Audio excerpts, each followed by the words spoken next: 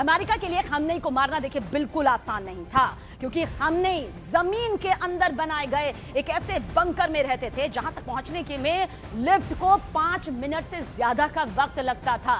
मतलब खामनेई का बंकर जमीन के काफी नीचे मौजूद था और इसी वजह से उन्हें मार गिराना अमेरिका और इजराइल के लिए कोई आसान काम नहीं था।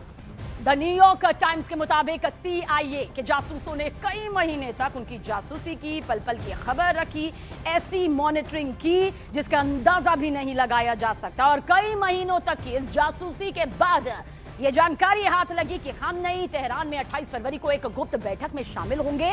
CIA को इस बात की जानकारी भी हासिल हुई कि उस बैठक में ईरान की सेना के टॉप कमांडर भी यहां पर मौजूद रहेंगे।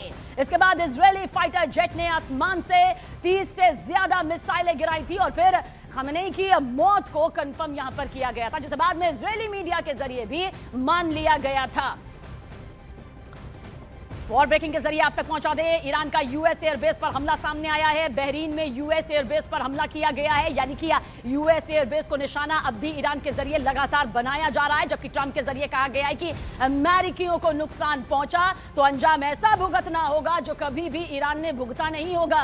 देखिए, ईरान का 20 ड्रोन और साथ ही 3 मिसाइलों से यह हमला देख लीजिए। ईरान साफ तौर पर यह जानता है कि भले ही युद्ध को खत्म न करे, खात्मे का दावा भले ही उसके जरिए किया जाए, लेकिन जो जखीरा अभी उसके पास मौजूद है वो उसे इस युद्ध में कुछ वक्त के लिए ही सही लेकिन टिकाकर मजबूती से रखेगा।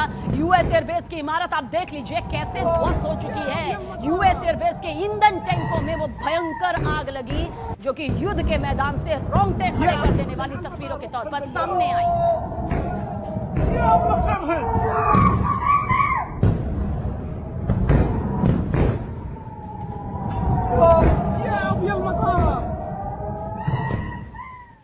और देखिए, वॉर ब्रेकिंग के जरिए एक और बड़ी खबर आप तक पहुंचाने जा रहे हैं। वॉर ब्रेकिंग इस वक्त आपके सामने, जहां लेबनान पर इजराइल ने एक बार फिर से हमला कर दिया है। दक्षिणी बेरूत का जिक्र कर रहे हैं। दक्षिणी बेरूत में इजराइल का यह हमला, और इसकी वजह साफ है, हिजबुल्लाह के वो ठिकाने जिस पर निशाना साधते हुए इजरायली सेना ने ध्वस्त इन ठिकानों को कर दिया है। देखिए, ये कोई आज या कल की लड़ाई नहीं है, लेकिन इस वक्त युद्ध के संकेत, युद्ध के आसार या युद्ध का माहौल नहीं है, इसे युद्ध ही कहा जाता है। और ये जो युद्ध है उसमें एक बड़ा मौका इजराइल के लिए कि वो हिजबुल्लाह के हर ठिकाने को चुन चुन कर इसी वक्त ध्वस्त कर दे। और खासतौर से ऐसे वक्त में जब इजराइल की जमीन पर ईरान भी हमले कर रहा है, वो भी लगातार कर रहा है। ऐसे में हिजबुल्लाह के खात्मे के लिए देखिए किस तरह से IDF का ये अटैक यहां पर सामने आ रहा है, और साथ ही इजराइल का ये वो हमला है जिसमें हिजबुल्लाह के ठिकानों को चुन चुन कर पहले उस पर निशाना साधा जा रहा है और फिर ऐसा टारगेट सेट किया जा रहा है कि सिर्फ और सिर्फ तबाही की तस्वीर, चीखती चिल्लाती तस्वीर मौके से निकलकर सामने आ रही है। ये दरअसल दक्षिणी बेरूत है जिसकी तस्वीर इस वक्त आप देख रहे हैं। धुआं धुआं होती है तस्वीर, देखिए काले धुएं का आसमान में छूता ये पूरा मंजर देखिए, ये अपने आप में बेहद बेहद खतरनाक है। और हमारी सहयोगी सपना इस वक्त वॉर जोन में मौजूद है बेहद एक्सक्लूसिव जानकारी के साथ। सपना, ओवर टू यू। तो खामनेई की मौत की इनसाइड स्टोरी क्या है? बंकर में ना छिपने की वजह से खामनेई की जान गई। ईरानी सुरक्षा अधिकारियों के हवाले से यह बड़ी जानकारी मिली। हमले के वक्त बंकर में आयतुल्लाह अली खामनेई नहीं थे। खामनेई पर दिन के उजाले में हमला किया गया। आमतौर पर ऐसे हमले या स्ट्राइक रात में होते हैं। हमले के वक्त ऑफिस में मीटिंग खामनेई कर रहे थे, उस वक्त यह हमला हुआ। ईरानी अधिकारी का कहना है कि खामनेई का सामान्य जीवन पर जोर था। मौत के वक्त तक खामनेई अपने लोगों के बीच रहे। बंकर में छिपने की बजाय वो अपने काम में लगे रहे। सुरक्षा एजेंसियों ने खामनेई को बंकर में जाने को कहा था। खामनेई ने बंकर में छिपने से इनकार कर दिया था। खामनेई ने सोचा था दिन में हमला अमेरिका नहीं करेगा। जोखिमों को कम आंकना खामनेई की मौत की सबसे बड़ी वजह बना। अमेरिका से बातचीत को खामनेई ने गंभीरता से लिया। खामनेई को लगा कूटनीति से मामला हल हो जाएगा। रणनीतिक सावधानी न बरतने की वजह से उनकी जान गई। खामनेई ने सोचा था रमजान पर हमला नहीं किया जाएगा। तो क्या खामनेई की मौत की इनसाइड स्टोरी रही? ये मेरी सहयोगी सपना शुक्ला के जरिए सामने आई है। लेकिन इजराइल ईरान युद्ध अब और ज्यादा कैसे भयंकर होता नजर आ रहा है। एक तरफ डोनाल्ड ट्रंप हैं जो कि अड़े हुए हैं, दूसरी तरफ ईरान भी पीछे हटने को किसी भी कीमत पर तैयार नहीं है। ऐसे में आगे क्या होगा, ये पूरी दुनिया के जहन में उठता सवाल है जो सभी की बेचैनी को कई गुना बढ़ा रहा है।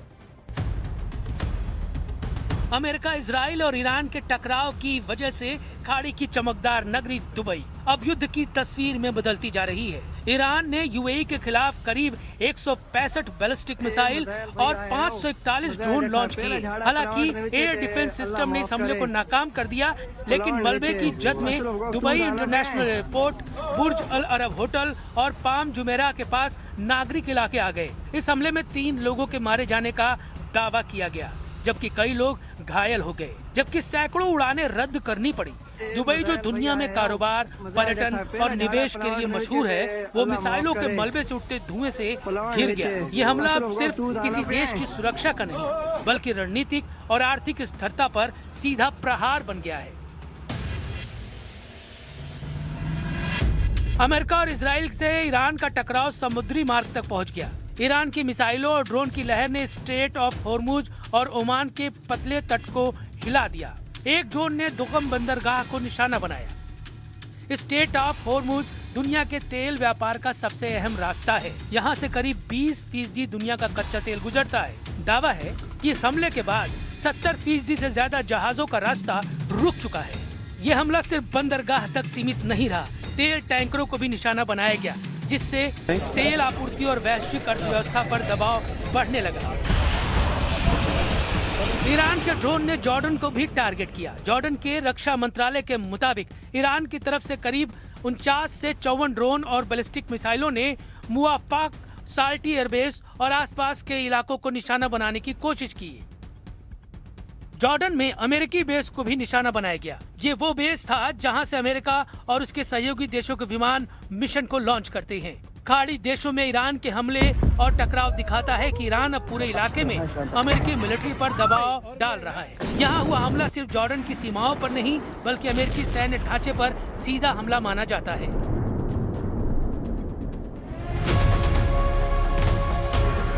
इराक के आसमान में भी ईरान से टकराव की छाप साफ नजर आई। रिपोर्ट के मुताबिक ईरान समर्थित समूहों ने इराक में इंटरनेशनल एयरपोर्ट और अमेरिकी सैन्य ठिकानों को निशाना बनाकर मिसाइल और ड्रोन हमले किए, जिसके बाद अमेरिकी दूतावास और एयरबेस पर सुरक्षा अलर्ट जारी करना पड़ा। इराक में यह टकराव इसलिए अहम है क्योंकि यहाँ अमेरिका की सबसे लंबी मिलिट्री मौजूदगी रही है। इजराइल ईरान युद्ध अब और भयंकर होता दिख रहा है। एक तरफ डोनाल्ड ट्रंप अड़े हैं, तो दूसरी तरफ तेहरान भी झुकने को तैयार नहीं। अमेरिका और इजराइल की ओर से लगातार हवाई हमले जारी हैं। तेहरान भी सैन्य ठिकानों और रणनीतिक ढांचों पर वार कर रहा है।